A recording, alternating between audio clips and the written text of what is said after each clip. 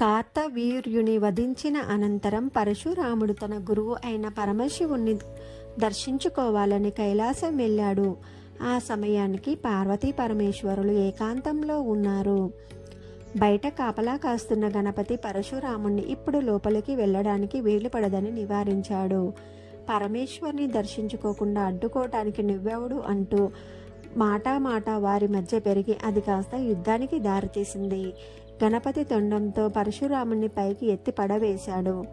పరశురామునికి కళ్ళు బైర్లు కమ్మాయి. ఆగ్రహించిన పరశురాముడు తన చేతిలోని గండ్రగుడ్డలిని గణపతిపై ప్రయోగించడంతో ఒక దంతం ఊడిపడింది.